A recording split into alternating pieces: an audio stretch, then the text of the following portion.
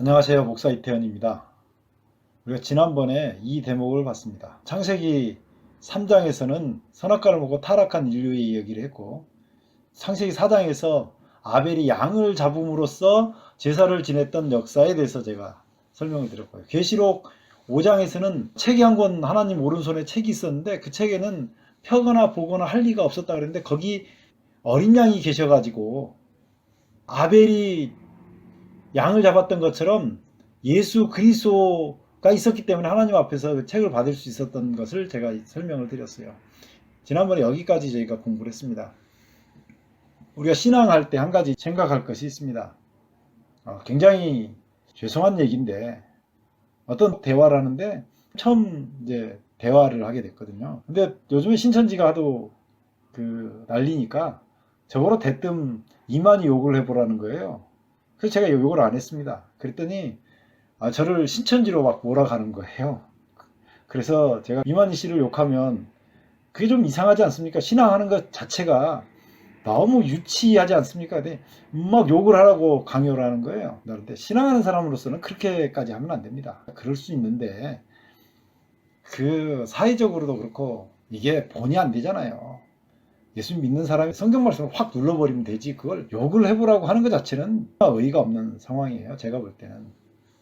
우리가 신앙할 때 그런 것들을 좀 생각해야 됩니다. 그리고 우리가 성경 말씀이 기준입니다. 욕하지 않아도 신천지 사람들 상대하는 게 전혀 어렵지 않습니다. 알곡은 곡식 추수, 알곡 추수를 하겠죠. 가라지, 쭉정이, 포도 추수 이제 이렇게 돼 있는데 추수꾼, 신천지에서 잘 쓰는 말이잖아요. 추수꾼이라는 말이 성경에 나오거든요. 곡식, 알곡, 가라지, 쭉정이 이렇게 되는데 열처녀 비유에서도 알곡에 속하는 곡식에 속하는 사람들은 슬기로운 처녀고 미련한 처녀들은 가라지로 되고요. 달란트 비유에서도 5달란트와 2달란트를 받았던 사람들은 알곡이고 1달란트 받았던 사람은 쭉정이었죠. 양과 염소의 비유에서도 양은 알곡이고 염소는 쭉정입니다. 마태복음 13장 29절로 30절에 있는 이 말씀은 알곡과 가라지 비유인데요. 예수님께서 곡식을 심었는데 그 곡식 심은 곳에 가라지가 난 것입니다. 그 원수 사탄 마귀가 가라지를 뿌려 놓은 거죠. 주인이 가로되 가만두어라. 가라지를 뽑다가 곡식까지 뽑을까 염려하노라. 예수님이 이렇게 얘기하셨습니다. 추수 때 내가 추수꾼들에게 말하기를, 요즘 가짜 추수꾼들이 많이 돌아다니잖아요. 근데 이번에 코로나 사태 때문에 뭐 실체가 어느 정도 드러났는데 그 사람들은 진짜는 아닙니다. 가짜 추수꾼이죠. 추수꾼들에게 말하기를 가라지는 먼저, 이거 먼저에다 표시해 놨잖아요. 가라지는 먼저 거두어 불사르게 단으로 묶고. 그러니까 각 교회에서 먼저 나가는 사람들은 가라지라고 하는 거죠. 이거 제가 설교 때 한번 해가지고 모든 성도가 배꼽을 잡고 웃었던 적이 있는데요. 추수꾼 따라 나가는 사람들은 가라지는 먼저, 그러니까 교회에 계시기 바랍니다. 각 교회 그 목사님 잘 섬기고 그 각 교회에서 교회를 섬기고 각 교회에서 성도님들을 섬기고 거기서 예수님 만나면 돼요. 가라지는 먼저 거두어 불사르게 단으로 묶고 요 가라지입니다. 그래서 제가 성경으로 또 오늘 쭉 얘기해 드릴 거예요. 곡식은 모아 내 곡간에 넣으리라. 이걸 잘 보시면 돼요. 마태복음 13장에는 위에 있는 말씀을 해석하는 말씀이 이 말씀이에요. 마태복음 13장 39절로 40절에 있잖아요. 추수 때는 세상 끝이요. 추수꾼은 천사들이니, 추수꾼이 사람들 아닙니다. 천사들이에요. 성경에 이렇게 명명백백하게 딱 찍어서 말하는 것을 교묘하게 돌려서 세뇌시키려고 그러니까 6개월씩 1년씩 시간이 걸린 것입니다. 그러니까 실상을 드러내면 아무것도 없잖아요. 성경을 사실은 모르고 자기들의 어떤 이상한 사상을 성경으로 증명하려고 노력하는 것 뿐이죠. 자, 그런즉 가라지를 거두어 불에 사르는 것 같이 세상 끝에도 그러하리라. 가라지를 거두어 불에 사르는 것 같이 세상 끝에도 그러하리라. 아멘. 계시록 14장에 이 가라지하고 알곡을 어떻게 추수하는지를 보여줍니다. 곡식 추수인데요. 계시록 14장 14절부터 나와요. 곡식 추수는 예수님이 하십니다. 그리고 포도 추수인데 이 포도 추수는 천사가 합니다. 이게 달라요. 이런 문제에 누가 하는지를 잘 봐야 돼요. 요한복음 14장 1절로 3절에 있는 말씀인데요. 너희는 마음에 근심하지 말라. 하나님을 믿으니 또 나를 믿으라. 자, 여기 1절로 3절에 있는 이 말씀을 가지고 어떤 분이 설교를 하는 걸 제가 봤어요. 아들하고 둘이 앉아가지고 남의 설교를 듣는 거죠. 근데 그분은 초점은 뭐였냐면 처소에다가 초점을 맞춰서 설교를 했어요. 어떤 분은 예비에다가 초점을 맞춰서 설교를 했어요. 어떤 분은 설교를 할 때 보면 준비해야 된다는 말이에요. 여기는 없는 단어죠. 제가 아들에게 물어봤어요. 네가 이 본문을 봤을 때 여기는 어떤 데에 초점을 맞춰야 되겠냐? 그랬더니 막내가 너희는 마음에 근심하지 말라. 거기에 초점을 맞춰서 해야 됩니다. 이 말씀을 인용한 사람들이 요즘에 코로나19가 심각하니까 어떤 사람은 공중에 독을 뿌린다는 표현도 하고 어떤 사람은 세상에 전염병이 돌 것이다. 그렇게 신뢰들을 들어가면서 설명하는데 저하고 아들하고 둘이 들으면서 겁이 탁 났어요. 예수님께서 하신 이 말씀의 포인트가 뭐냐면 너희는 마음에 근심하지 말라는 게 포인트예요. 이 이유가 세상에 어떤 일이 와도 하나님이 계시고 예수님이 계시니까 내가 너희를 위해서 처소도 예비하러 가고 너희를 위해서 모든 걸 준비하고 내가 와가지고 나한테 데려갈 테니까 세상에서 무슨 환난이나 어려움이 생겨도 마음에 근심하지 말라고 하는 말씀이에요. 말씀 그냥 읽으면 근심하지 말라고 하는데 왜 근심하도록 겁을 주는지 제가 볼 때는 절대로 그런 것은 아니에요. 어떤 환경이 생겨도 누가 있다? 하나님이 계신다고요. 그러니까 하나님을 믿고 예수님을 믿어서 근심하지 말라고 얘기합니다. 그런데 너희를 위하여 처소를 예비하러 간다 그랬는데 처소가 어디에 있습니까? 그래서 예수님이 다시 와서 내게로 영접하여 나 있는 곳에 예수님 지금 처소를 예비하러 간 그곳에 우리가 가겠다고 하는 거죠. 그럼 적어도 이 땅 아니잖아요. 하늘이잖아요. 우리가 말하는 하늘은 여기 파란 하늘 말고 하나님 보좌가 계신 그 하늘 있잖아요. 데살로니가전서 4장 16절로 17절이에요. 보세요. 주께서 호령과 천사장의 소리와 하나님의 나팔로 친히 하늘로 쫓아 강림하시리니 그리스도 안에서 죽은 자들이 먼저 일어나고 그 후에 우리 살아남은 자도 저희와 함께 구름 속으로 끌어올려 구름 속으로 올라간다고요. 우리가 땅에서 예수를 만나지 않습니다. 공중에서 주를 영접하게 하시리니 땅에 돌아다니는 예수라고 보혜사라고 주장하는 모든 사람은 가짜입니다. 사이비죠. 사이비 교주들이에요. 구름 속으로 끌어올려 공중에서 주를 영접하게 하신다고 그랬어요. 우리가 이런 초점을 놓치면 안 돼요. 곡식과 가라지 이것을 성경에서 창세기하고 계시록을 비교해 주려면서 말씀을 좀 드리는 것입니다. 마태복음 24장에도 똑같이 나와요. 그때 인자의 징조가 하늘에서 보이겠고 그때 땅의 모든 족속들이 통곡하며 땅에 있는 모든 족속은 통곡합니다. 이게 계시록에도 반복되거든요. 땅의 모든 족속들이 통곡하며 그러니까 땅에 있는 족속은 한 사람도 남김없이 다 통곡한다고 해요. 땅에 있어서 천국이 건설된다고 주장하는 모든 사람들 통곡합니다. 그들이 인자가 구름을 타고 능력과 큰 영광으로 오는 것을 보리라. 저가 큰 나팔소리와 함께 천사들을 보내리니 저희가 그 택하신 자를 하늘 이 끝에서 저 끝까지 사방에서 모으리라. 보세요. 우리가 승천하는데 하늘로 승천해가지고 거기서 예수님을 영접하는 거야. 하늘 나오잖아요. 하늘. 성경 말씀을 이렇게 읽어야 되는 것입니다. 계시록 1장 7절에 보세요. 볼지어다 구름을 타고 오시리라. 각인의 눈이 그를 보겠고 그를 찌른 자들도 볼 터이요. 본다니까 땅에 있는 모든 족속이 저 위에 마태복음에 있는 말씀 똑같죠. 땅에 있는 모든 족속이 그를 인하여 애곡하리니 그를 하리라. 그때 땅에 있다고 주장하는 사람들 땅에 있는 모든 족속은 다 애곡합니다. 영영이 타는 유황불 속에 들어갈 것입니다. 이게 얼마나 무서운지 몰라요. 하나님의 말씀은 한번 예언된 것은 전부 다 그대로 이루어집니다. 하나님 앞에 서서 목사가 정직하게 말씀드리는 거예요. 땅에서 뭐가 이루어진다고 주장하는 순간부터 아무것도 아니고 그 사람은 사이비라고 하는 것을 스스로 증명하는 거예요. 우리가 땅에서 왕노릇을 하고 살지만 지금 이 세상에서 그러나 예수님 오실 때는 공중에서 오셔가지고 우리가 공중에서 예수님을 만날 것입니다. 참 희한한 건 이 성경 말씀을 보여줘도 부인하는 경우가 있어요. 땅에 있는 사람은 어떻게 되느냐? 이게 계시록 6장 15절로 16절인데요. 땅의 임금들과 왕족들과 장군들과 부자들과 강한 자들과 각 종과 자주자가 굴과 산 바위 틈에 숨어 땅에 숨은 거잖아요. 산과 바위에게 이르되 우리 위에 떨어져 보좌에 앉으신 이여 낫에서와 어린 양의 진노에서 우리를 가리우라. 땅에 있는 모든 족속이 이거 할 것이라고 하는 거예요.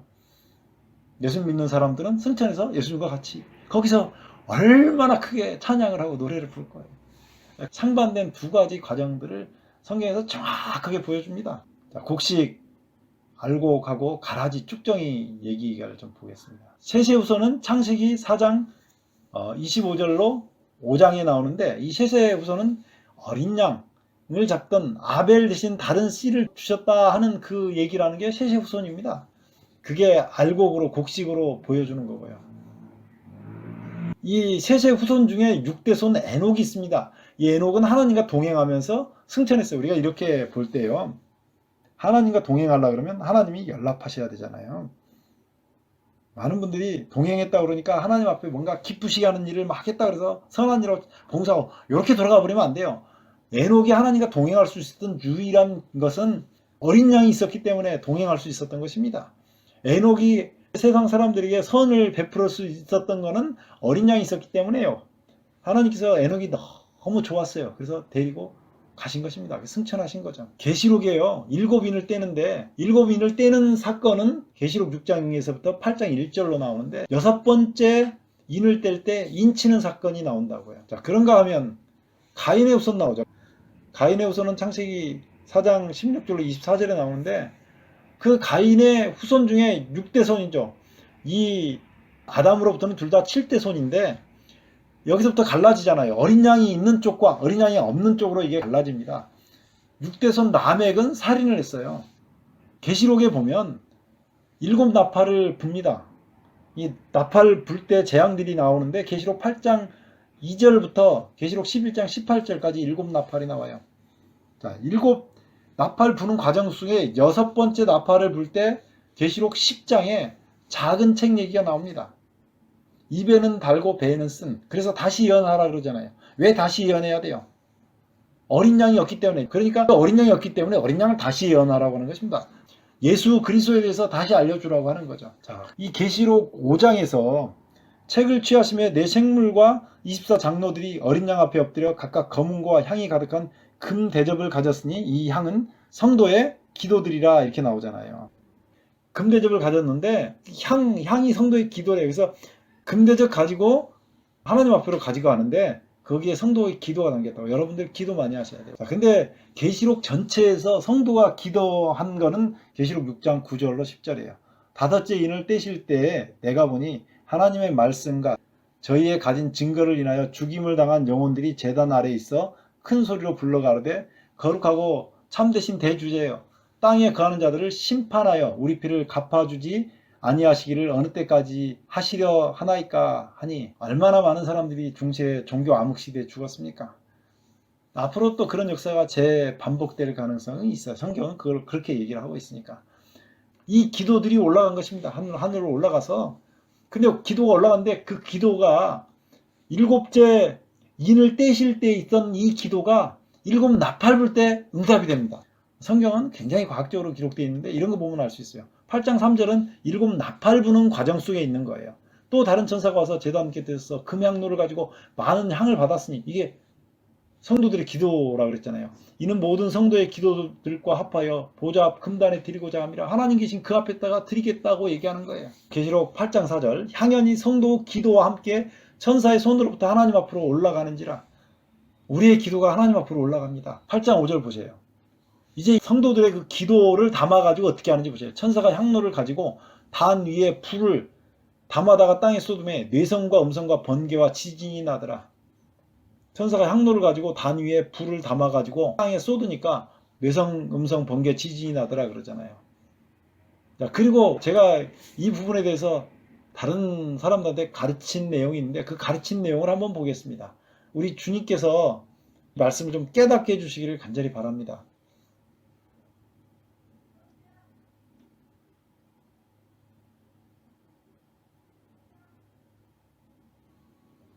요한계시록 1장 6절에 있는 말씀입니다. 그 아버지 하나님을 위하여 우리를 나라와 제사장으로 삼으신 그에게 영광과 능력이 세세토록 있기를 원하노라. 아멘. 볼지어다 구름을 타고 오시리라. 각인의 눈이 그를 보겠고 그를 찌른 자들도 볼터이요 땅에 있는 모든 족속이 그를 인하여 애곡하리니 그러리라. 아멘. 땅에 있는 모든 족속이 그를 인하여 애곡하리니 그러리라. 아멘. 하나님께서 세우신 7교회가 있어요. 에베소, 서머나, 버가모, 두아디라, 사데, 빌라델비아라고 그러죠. 이 교회에 하나님께서는 우리를 나라와 제사장으로 삼으시겠다고 해요. 예수님의 피로 에베소 교회에서도 나라와 제사장을 삼고, 서머나 교회에서 나라와 제사장을 삼고, 버가모, 두아디라, 사데, 빌라델비아, 라우디아 교회에서도 예수님의 피로 나라와 제사장을 삼는다고 하셨어요. 7교회로 나머진 이 교회가 곡식도 있고 여기가 뭐가 있냐면 가라지도 있어요. 가라지. 그럼 이 곡식과 가라지를 어떻게 나누느냐? 계시록 이거는 계시록 6장 1절부터 8장 1절까지는 일곱 인을 뗀 장면이 나옵니다. 그 다음에 계시록 8장 2절부터 11장 18절까지는 일곱 나팔이 나와요. 근데 이제 요거는 알곡이고 이건 가라지인데, 곡식이고 가라지인데, 이게 이제 곡식과 가라지의 차이점을 어떻게 볼 것인가, 이걸 좀 보겠습니다. 계시록 5장으로 보겠습니다. 7절 어린 양이 나와서 보좌에 앉으신 이후 오른손에서 책을 취하시니라. 책을 취하심에 내 생물과 24 장로들이 어린 양 앞에 엎드려 각각 검은과 향이 가득한 금대접을 가졌으니, 이 향은 뭐라고요? 기도. 뭐의 기도요? 백성들. 다시 봐요. 성도의 기도죠. 성도의 기도. 이 성도의 기도가 어디 나오냐고요? 계시록에서는 딱 한 번의 성도의 기도가 등장합니다. 계시록 6장. 큰 소리로 불러 가로되 거룩하고 참되신 대주제여, 땅에 거하는 자들을 심판하여 우리 피를 신원하여 주지 아니하시기를 어느 때까지 하시려나이까 하니. 아멘. 자, 9절부터 제가 다시 읽어볼게요. 다섯째 인을 떼실 때 내가 하나님의 말씀과 저희가 가진 증거를 인하여 죽임을 당한 영혼들이 제단 아래 있어 큰 소리로 불러가로되 거룩하고 참되신 대주제여, 땅에 거하는 자를 심판하여 우리 피를 갚아주지 아니하시기를 어느 때까지 하겠습니까? 신원하는 것이 갚아준다, 그런 말이거든요. 여기에 기도가 나와요. 인을 떼는 장면에서 하나님의 백성들이 핍박을 받으니까 이 사람들이 사람들 앞에서 죽임을 당한 거예요. 가인하고 아벨이 있으면 하나님을 신실하게 믿던 사람은 누구였어요? 가인이었어요? 아벨이었어요? 아벨이 뭘로 제사 지내가지고요? 양으로 제사를 지내가지고. 그래서 양으로 제사를 지낸 아벨이 죽었어요? 가인이 죽었어요? 아벨이 죽었죠. 누가 죽였어요? 가인이. 이게 이제 성경에 나오는 큰 스토리예요. 하나님께 연락받는 사람들이 계속 죽는 거예요. 그러니까 여기 나오는 이 사람들은 알곡으로, 곡식으로, 멸처녀 비유로 하면 슬기로운 처녀로, 이렇게 이 사람들은 계속 기도하고 하나님 앞에 향이 가득한 금대접에 가득하는 향으로서 기도를 계속 올리는 거예요. 이 사람들의 기도가 언제까지 끝나겠어요? 8장 1절에 일곱 인을 떼는 것이 마치니까 이때까지 계속 되는 거예요. 첫 번째 인을 뗄 때는 첫 번째 나팔이거든요. 이렇게 시대별로 이렇게 가는데, 8장 1절에 보면 이렇게 일곱째 인을 떼실 때 하늘이 반시 동안쯤 고요하더니 라고 나오니까 어떤 사람들은 그 다음에 8장 1절과 8장 2절이 연결돼서 나오는 사건으로 알아요. 그게 아니고 일곱째 인을 떼실 때 하늘이 반시 동안쯤 고요하더라. 됐죠?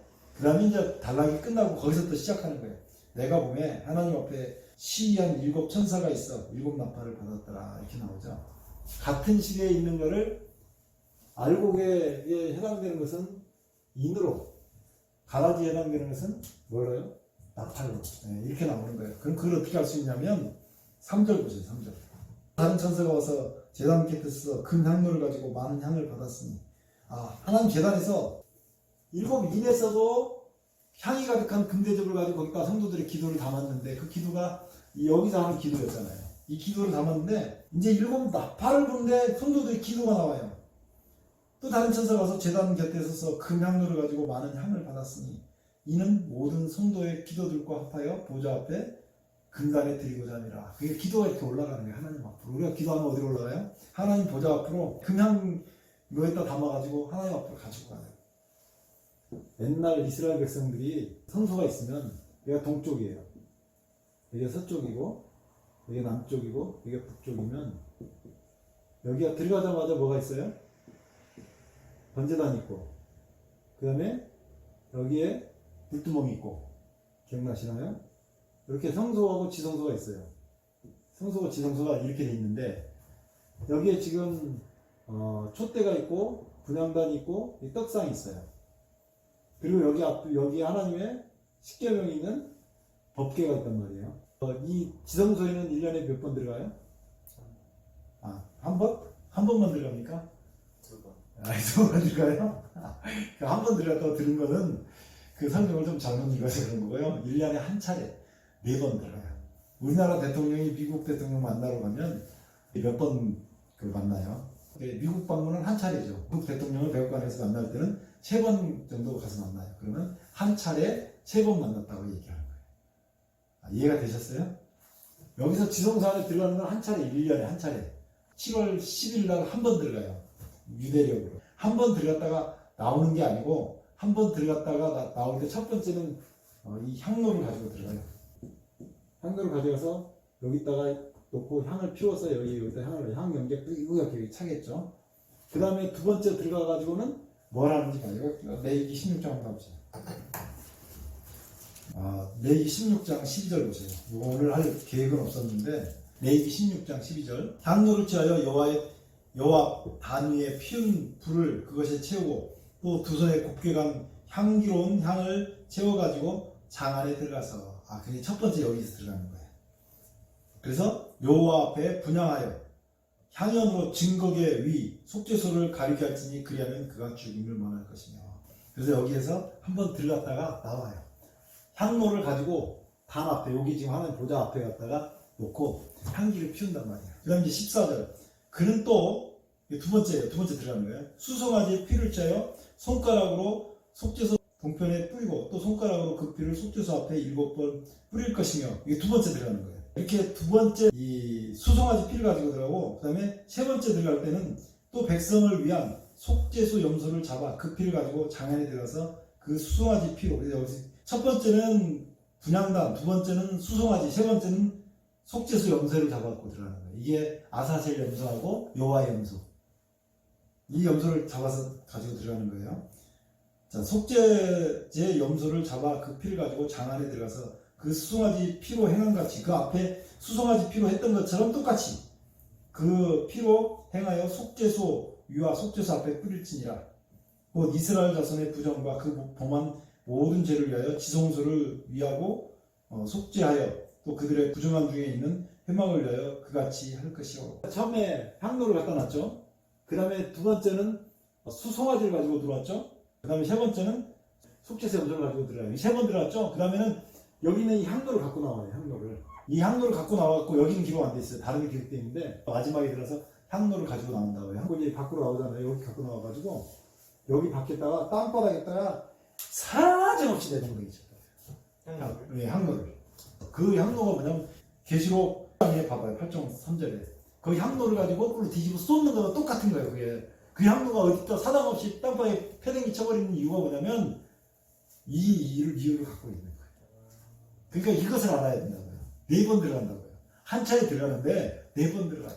계시록 8장 3절 또 다른 천사가 와서 제단 곁에 서서 금향로를 가지고 많은 향을 받았으니 이는 모든 성도들의 기도를 듣고 합하여 보좌 금단에 드리고자 함이라. 향연이 성도들 기도와 함께 천사와 손으로부터 하나님 앞으로 올라가는지라. 아까 하나님 앞에서 이 향연을 드린 걸 지금 생각하시면 돼요. 그게 되는 거예요. 천사가 향로를 가지고 단위 불을 담아다가 단위에서 불을 담아다가 어떻게 나가요? 땅에 쏟음에. 이게 땅바닥에 때문에 팽개치며라고 보시면 돼요. 거기서 번개와 음성과 내성과 지진이 나다. 이거 어디서 많이 봤죠?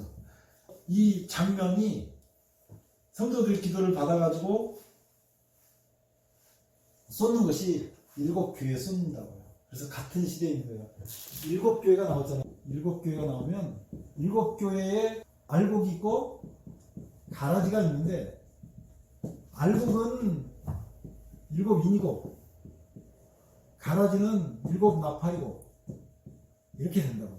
여기에 향로를 쏟아서 똑같은 향로인데 여기에 알곡의 기도를 받은 것을 가라지들한테 향로를 쏟는 것이 심판인데 요거는 각 시대마다 있었던 거예요. 에베소 교회에서도 2일이 있었고 서문학교에서도 2일이 있었고 사대교에서도 있었고 두아디라 학교에서도 여기 있었고 빌라델비아 라우디 학교에서도 전부 2일이 있었던 거죠. 그리고 지금 이 시대에도 역시 알곡과 가라지에서 이게 기도가 올라가면 하나님께 쏟으시는 그 역사가 있다. 이게 이제 계시록 11장 18절까지 이 역사가 맞춰지면 우리가 지난번에 봤던 계시록 11장 19절 하늘에 있는 하나님의 성전이 열리니 성전 안에는 하나님의 언약궤가 있고 번개와 음성과 내성과 지진과 큰 우가 있다. 이게 새로운 달라고 시작된다 그랬죠. 여기까지 이렇게 경계가 딱 지어지는 거예요. 7교회가 에베소 교회에서부터 라오디게아 교회까지 그게 처음부터 종말까지 있을 교회하고 다시 그것을 알곡과 가라지로 해서 그 에베소 교회에서부터 있었던 가라지 역사와 11장 19절부터 16장 끝까지는 또 다시 에베소 교회에서부터 그 교회까지 역사가 이렇게 반복돼서 3번 반복돼서 나오는 것 같은 내용. 우리가 쉽게 이해할 수 있죠. 더 나눈다면 알곡 부분을 한 부분으로 떼고 가라지 부분 한 부분으로 떼서도 볼 수 있겠죠. 이렇게 되어 있습니다. 그 모든 과정 속에 향로가 올라갔잖아요. 향로는 성도들의 기도인데 무슨 기도를 한다고요? 성도들이 우리 피를 신원하여 갚아주지 아니하시기를 어느 때까지 하나이까 그랬더니 뭐라 그래요?